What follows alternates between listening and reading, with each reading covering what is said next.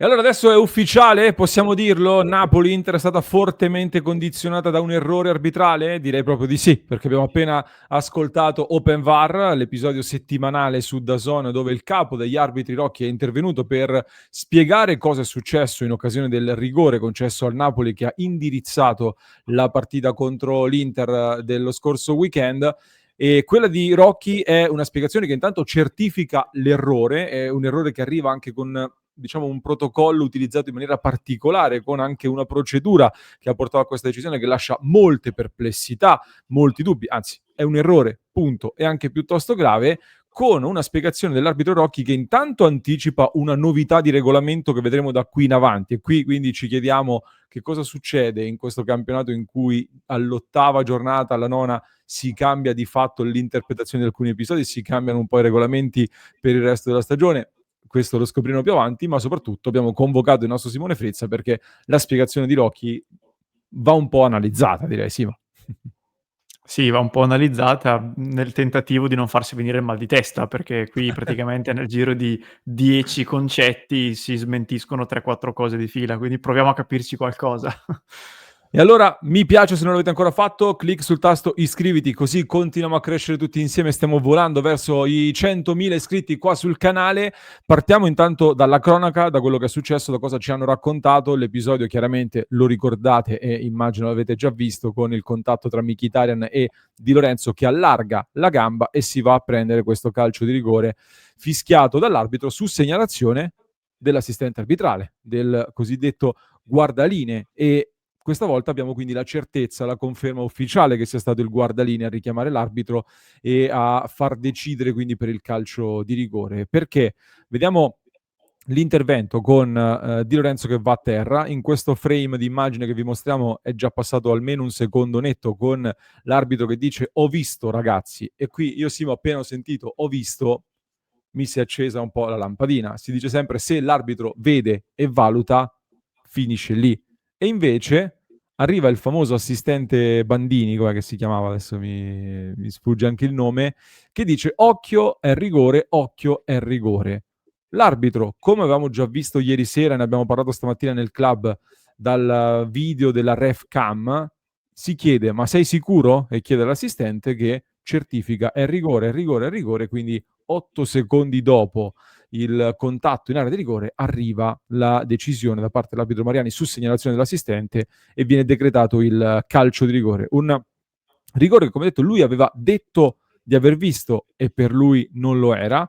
È un episodio che poi porta alla discussione in sala VAR, dove sembra un po' un episodio 50 e 50, poi adesso mi dici la tua Simo, da come ne parlano loro al VAR sembra una decisione 50 e 50, ci può stare, non ci può stare, e tutto si riduce al fatto che non lo possono togliere perché c'è il contatto. Questo dicono loro. Cioè, se vi dicono che Di Lorenzo ha allargato la gamba, dovete dire che lo fa per proteggere la palla. Questo dice la sala VAR all'arbitro di campo. Quindi loro reputano il movimento di Di Lorenzo normale, congruo per proteggere il pallone, e soprattutto dicono non possiamo levarlo perché c'è un contatto. A me questa cosa è un'altra cosa che ha fatto impazzire, perché in queste prime settimane di campionato più volte a Open VAR Rocchi, che tra poco andremo ad analizzare nel dettaglio con tutte le cose che ha detto, ci ha detto che non si devono dare rigorini e non è che se c'è il contatto allora non si possa intervenire. Anzi, ha detto più volte che non si devono dare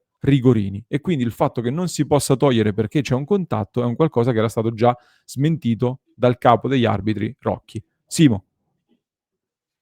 No, io percepisco un grave problema, e cioè che non so se sia una questione legata a come Rocchi si esprime e non riesce a farsi capire i suoi arbitri e i suoi assistenti, o se sia proprio un problema già direttamente dentro di lui, ma io vedo un continuo dire una cosa e poi tornare indietro per dirne un'altra e poi ritornare indietro per ridire la prima e così via.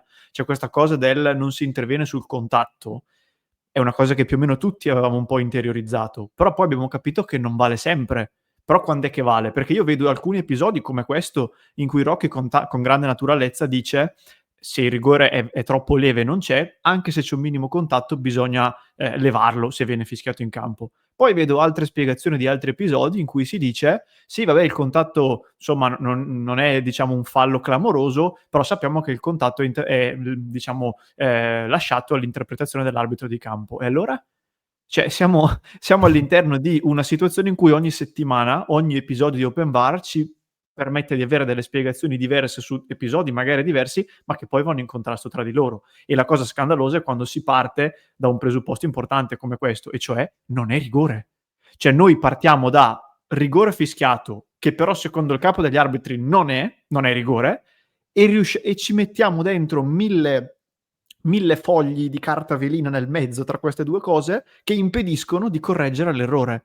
Cioè, bisogna Sì. capire che innanzitutto la prima cosa da fare è trovare un modo, non so in quale, cioè secondo me bisogna intervenire sul protocollo, ma bisogna trovare il modo per evitare il più possibile che ci siano situazioni in cui l'episodio A è X e sul campo però viene deciso Y e non si possa intervenire per correggere, perché è una Nel follia. percorso si sbaglia strada, ecco. È una follia.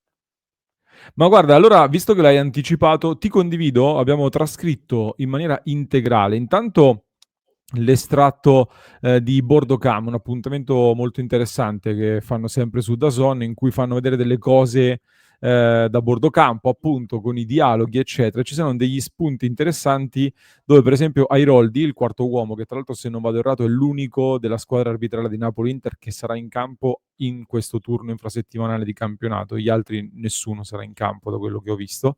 Airoldi che va a dire a Kolarov: può capitare che lo chiami un assistente, solo che non sentivano. Quindi, siccome tutti si chiedevano ma come ha fatto a fischiare, come ha fatto a dare questo rigore, Airoldi dice a Kolarov: può capitare che sia un assistente a chiamare il rigore. Questo però va totalmente in contrasto con quello che poi ha detto Rocchi a Open VAR, che intanto dice un episodio molto particolare dove abbiamo un grande problema procedurale. Qui Simo avevi già anticipato tu il grande problema procedurale. L'arbitro può non aver visto, in questo caso lo comunica, secondo me più al VAR che all'assistente, quindi secondo lui l'arbitro stava parlando più con la sala VAR piuttosto che con l'assistente. Cosa succede però? Che siccome il VAR ha reso praticamente molto più limitato il lavoro dei guardalinee sul fuorigioco, Rocchi dice che stanno facendo un lavoro per, passatemi il termine, rendere i guardalinee, semplifichiamo, dei piccoli arbitri, quindi che abbiano anche loro un loro potere decisionale, diciamo così. Quello che non mi è piaciuto però, dice Rocchi, per niente in queste giornate, sottolineo per niente, è l'ingerenza, in questo caso di Bindoni, il guardiano di Napoli-Inter, che va oltre quello che gli abbiamo chiesto di fare. Quindi sicuramente non è un episodio dove serve un'ingerenza dell'assistente. Quindi Rocchi dice: stiamo lavorando affinché anche i guardaline possano dare un loro contributo diventando dei piccoli arbitri, ma in questo caso il guardaline non doveva farlo e ha sbagliato ad intervenire. Quindi loro devono intervenire solo su cose 100% chiarissime. Pertanto la decisione per noi non è corretta, non è calcio di rigore e ci saremmo aspettati una on-field review. Quindi qui segniamoci questa cosa. Lui dice, Rocchi, che non doveva intervenire il guardaline, non è calcio di rigore e siccome però il guardaline è intervenuto, allora sarebbe dovuto intervenire il VAR con una on-field review, cioè richiamando l'arbitro a guardare il monitor, Simo. Al tempo stesso arriviamo a quello che dicevi tu, perché intanto dice che il fatto che ci sia un contatto e non dobbiamo intervenire non è assolutamente la cosa che mi piace sentir dire, per cui se c'è un contatto ma è lieve si interviene. E quindi qui Rocchi ci dice che essendoci stato un contatto ma lieve, il VAR doveva intervenire e richiamare l'arbitro, quindi si conferma. Però Simo è questa parte sotto che mette secondo noi e secondo quello che dicevi tu qualche dubbio sulla procedura molto strana. No, qual era il discorso? Scusa, ricordami. Sì, Dobbiamo... penso l'ultimo paragrafo che dice che sulla procedura del VAR. Sì, è chiaro che non è una procedura normale, secondo me questa parte qui, esatto, non l'avevo sottolineata. Questo rigore viene concesso live da Mariani, viene tra virgolette se questo rigore viene concesso live dall'arbitro, viene accettato in maniera diversa e noi probabilmente lo avremmo supportato con molta più facilità. Il percorso che facciamo procedurale, ti ripeto, non ci è piaciuto per niente. Ora, io qui ho il dubbio se questo lo avremmo supportato con molta più facilità è riferito al fatto che lo avremmo supportato come squadra nel prendere la sua decisione. perché altrimenti qui il messaggio che passa è: secondo me non è rigore. L'assistente doveva stare zitto e basta. Nel momento in cui l'assistente fa il fenomeno, il VAR doveva richiamare l'arbitro e quindi arrivare verosimilmente a togliere il calcio di rigore. Se però l'arbitro avesse fischiato, noi l'avremmo supportato, cioè gli avremmo dato comunque il fatto che era rigore. Quindi a me risulta, cioè viene da pensare così questa spiegazione. Ma capisci la follia? Cioè noi abbiamo davanti un foglio che è di colore bianco e nella stessa fase riusciamo a dire che forse però è verde, però in certi casi può essere anche azzurro, ma se tu mi dici che è rosso, allora per me è arancio. Cioè, ma e tutto questo vale! Capito la follia? Cioè io divento matto. Non possiamo noi partire da un dato di realtà che non è rigore ed infilarci tutta una serie di costrutti nostri, di umani, di arbitri, che alla fine ci portano a dire lo lasciamo lì perché non c'è modo di intervenire, perché è successo questo, è successo quell'altro. È qui che bisogna intervenire, porca misera, non si può andare avanti così. E io apro questa parentesi, so che ci ascolteranno tantissimi interisti, ma magari anche qualche tifoso del Napoli, del Milan, della Juve. Vi prego, non facciamo un discorso di colori, è una roba che è assurda per il resto del campionato, per gli anni futuri. È una cosa che non può esistere. Io non posso sentirmi dire non è rigore, ma se l'avesse fischiato direttamente Mariani sarebbe stato più supportato. Però l'assistente ha comunque un certo valore perché fa parte della squadra arbitrale, ma lì non doveva intervenire. Però se succede quest'altra cosa allora sì. Cioè, non capiscono più niente nemmeno loro, secondo me. È una cosa che veramente qui si arriva ogni open bar a dire ascoltiamo cosa ci dicono, cerchiamo di capire, ti chiarisci le idee, la settimana dopo ti dicono il contrario e la settimana dopo ancora tornano sulla prima visione. Pure io che mi ci metto, certe volte non riesco ad uscire con delle spiegazioni logiche. Siamo a questo Guarda, livello. faccio il difensore degli arbitri. Pensa che ruolo che mi tocca prendere, sì. Mi viene da pensare che nel ragionamento che forse non abbiamo compreso bene o forse non è stato spiegato benissimo da Rocchi, ci sia il discorso dell'arbitro. Comunque è bene che decida l'arbitro di campo, quindi Sì. per me non è rigore. Il fatto che intervenga l'assistente arbitrale è ancora più grave e tra l'altro Rocchi a un certo punto dice anche che esagera anche per un eccesso di autostima, pur non facendo il nome dell'assistente, dice però che bisogna fare meno i protagonisti per chi è attorno all'arbitro e bisogna fare un servizio alle squadre. Quindi nel momento in cui l'arbitro decide, comunque si va dietro alla decisione dell'arbitro di campo in un episodio che probabilmente lui parte definendolo subito errore, ma forse nella sua testa quindi così errore decisivo non è, o comunque così errore 100% non è. Non lo so, l'unica cosa che mi viene in mente appunto è questa possibilità che lui dica se l'arbitro avesse deciso in campo che era calcio di rigore, allora lì il VAR è un po' depotenziato, lo depotenziamo un pochino. Questa è un po' l'idea che mi sono fatto. E infatti questo è quello che vogliono spesso dirci, cioè alla fine conta soprattutto quello che decide l'arbitro di campo, che poi se ci pensi è una grande ipocrisia, perché allora io ti chiedo, a memoria, non ho nemmeno io i dati, ma a memoria, su 100 on-field review, quante di queste 100 si concludono con l'arbitro che dopo aver visto il monitor cambia la decisione? Dammi un numero. No, che più A che cambia percezione. no, ma io vedo che il VAR, cioè l'arbitro in campo va sempre dietro a quello che gli viene detto al VAR, tranne nel famoso caso di Abisso in Fiorentina Inter.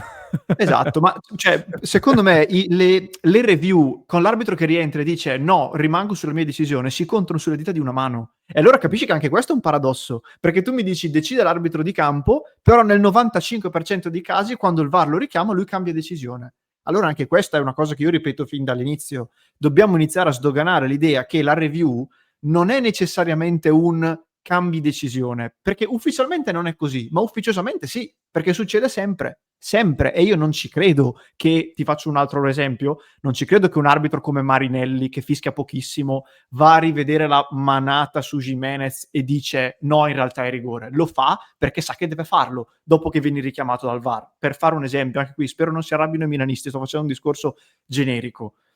Allora anche qui, in Serie C, prendo questa piccola parentesi, c'è il famoso VAR a chiamata. Io lì vedo molta più libertà da parte degli arbitri nel rientrare dicendo no, confermo quello che ho deciso. Secondo me, io percepisco che si sentono un po' più liberi perché non vengono chiamati da un collega, ma vengono chiamati dalle panchine. E se ci fosse questa libertà, secondo me, molte decisioni verrebbero sistemate in maniera diversa. Io ho questa convinzione qui. È una parte del problema, non è l'unica Sì, sì, sì. spiegazione. Secondo me però c'è una chiave che infatti a me questa cosa non è mai tornata, perché in teoria, da quello che ci dicono, il VAR interviene da protocollo in caso di chiaro ed evidente errore. Capito? Quindi evidentemente se l'arbitro viene richiamato c'è un chiaro ed evidente errore. Dovrebbe essere automatica la cosa, quindi la correzione. Quindi in realtà sarebbe sciocco anche richiamarlo se ci pensi, perché Sì, se un sì, sì. altro perché quelli Fai che stanno dietro al VAR sono overrule altri totale, arbitri. fai overrule totale. Fai overrule come fanno per i fuorigiochi, tanto se è un chiaro e evidente errore, che senso ha che tu vai lì, te lo riguardi? Cioè è una procedura che serve, Cervellotica. lascia il tempo che trova, diciamo, no? Ma capisci Sì. quante contraddizioni, quante cose ci sono in questo momento? E ripeto, io, cioè, è tutto questo procedimento, questo protocollo con il VAR è stato fatto in linea generale per cercare di dare un supporto agli arbitri, ma allo stesso tempo dicevano non creare la moviola in campo, cioè non far sì che ci siano 10 review a partita. Sì, sì. Ok, intento nobile, ma se poi i risultati sono queste robe qui, allora forse è il caso di ripensarci. Io fin dal primo giorno ho sempre detto, a me non frega, io voglio la moviola in campo. Io se ci sono 10 episodi dubbi, voglio rivederli 10 volte. Tutti e 10, non me ne frega niente se la partita dura 3 ore. Perché se l'alternativa è vedere rigori come questo, rigori come quello di Milan-Fiorentina, non rigori come il famoso Ranocchia-Belotti, così ne citiamo uno anche per noi. Oh ragazzi, io preferisco che quelle robe lì vengano decise bene e la partita mi duri 3 ore. Sinceramente, opinione mia. No, no, lo chiediamo anche nei commenti se siete d'accordo oppure no. Io Simo chiudo questo contenuto dicendo che a sensazione, essendo successo in Napoli-Inter, noi ci siamo presi il paletto lì dove non batte il sole, come spesso capita, sensazione che ci sarà un prima e un dopo questa giornata di campionato, perché è stata una giornata di campionato terrificante. Ce lo auguriamo almeno, ecco. Inevitabilmente quindi adesso ci sarà un campionato di 30 giornate con un regolamento interpretato in maniera differente rispetto alle prime 8. Tra le altre cose anche per quello che è successo nella gara contro il Milan, dove è stata introdotta una nuova fattispecie, perché da quello che ci dicono in Open VAR, quindi da oggi in poi, dice Rocchi, episodi come quello del primo gol del Milan, dove Pavlovic è in fuorigioco, va sul pallone, ma lo fa dentro l'area di porta, dentro l'area piccola sostanzialmente, saranno da adesso in poi sempre fuori gioco, ufficialmente sanzionati. E quindi l'esempio che abbiamo fatto con Inter Cremonese del gol di Di Marco, se l'attaccante è distante dall'area di porta, allora anche il fuorigioco geografico che magari è davanti al portiere comunque non verrà sanzionato e non verrà fischiato. Se invece è dentro l'area piccola, essendo troppo vicino al portiere, verrà sempre fischiato e sempre annullato il gol. Quindi questa è la novità che praticamente Rocchi ha annunciato. Non ti convince, Simone? No, no, io avrei dato fuorigioco già senza la specifica di Rocchi, perché a casa mia se uno è in fuorigioco fa per giocare il pallone e questo suo tentativo influenza inevitabilmente il portiere, secondo me diventa fuorigioco attivo. È diverso rispetto al secondo gol del Milan, che è simile a quello di Di Marco, e allora lì ci sta. Sì, Però quello è più anche qui, semplice. quello è più sì. Ma poi anche qui io ho anche l'impressione, questo è un altro grave problema, non voglio dilungarmi, che molto spesso certe cose cambino sia sul campo, la decisione dell'arbitro, che eventualmente poi dopo nelle indicazioni di Rocchi, solo sulla base della mediaticità, come tu stesso altre volte hai detto. Cioè se io ricevo un fallo in campo e non mi butto per terra come se mi avessero sparato, magari determinati contatti il VAR non li considera nemmeno. Ed è Sì. anche per questo che molti giocatori esasperano. Allo stesso Sì, modo sì. qui, se non ci fosse stata questa polemica, internamente, io spero di sì, ma internamente Rocchi avrebbe deciso di fare questa cosa in occasione del gol di Pavlovic o sarebbe andato avanti tutto come se nulla fosse? Però non può essere la mediaticità di un caso a determinare un fischio o non fischio e a determinare una linea guida o meno da parte del capo degli arbitri. Cioè il ragionamento deve stare a monte e Però è poi così. in base a quella che è la tua decisione lo spieghi alle persone, perché se no non ne Però è usciamo così. veramente più. Però è così, Simo. Io è da 2 Sì. settimane almeno che lo dico che tanto no, di più, ma anche l'anno scorso ne avevo parlato della mediaticità tanto che fa che cambia le regole inevitabilmente, quindi anche per questo secondo me è giusto che noi ne parliamo, è giusto parlare di arbitri, è giusto mettere sotto i riflettori queste cose, perché se non ne parla nessuno passa tutto in secondo piano, e questo secondo me non deve succedere, non dobbiamo permetterlo, quindi secondo me era giusto e doveroso per noi parlarne, per cui se vuoi aggiungere altro, se no chiudiamo qui e poi ne riparliamo anche in diretta alle 19:30. No, dico solo che bisogna trovare il modo di avere una maggiore, uniformità dei giudizi. Perché io capisco che il calcio non sia uno sport dove ci sono cose oggettive per tutti, dipende anche dallo stile di ogni arbitro, eccetera, eccetera, però almeno le procedure, almeno determinate casistiche lo devono essere. Ti cito un ultimissimo episodio al volo: il rigore che non danno alla Juve per lo step on foot su Conceição, cioè è un tocco lieve, ma è uno step on foot. Come fa uno juventino a non incazzarsi? Che sono 2 anni che si ripetono, ogni step on foot è fallo, è giallo, e lì c'è uno step on foot e non lo fischiano. Ma cioè, capisci che davvero non ne esci e diventi matto, perché poi vedi degli episodi clamorosi che non vengono supportati o nel fischiare fallo o nel non fischiarlo, e ogni domenica sembra che si rimetta in discussione tutto. Non ne usciamo, siamo all'8ª giornata. Non ne usciamo, ragazzi. Proviamo ad uscirne nel club, quantomeno su passioneinter.club. Sopra il nostro Simone trovate anche il QR code da scannerizzare per entrare nel nostro gruppo, dove tra l'altro abbiamo una sezione che in queste ore è molto attiva, dedicata agli errori arbitrali, dove insieme alla nostra community ci confrontiamo su tutto quello che sta succedendo, quindi www.passioneinter.club per partecipare alle nostre discussioni anche lì. Simo, grazie. Grazie a te, speriamo di non dover tornare su temi di questo tipo, ma ho la sensazione che non sarà così. Ci rivedrete presto su questi schermi. Vi lascio con un altro approfondimento, dai, in descrizione per chi ci ascolta in podcast, e mentre per chi ci segue da YouTube vi basta cliccare qui.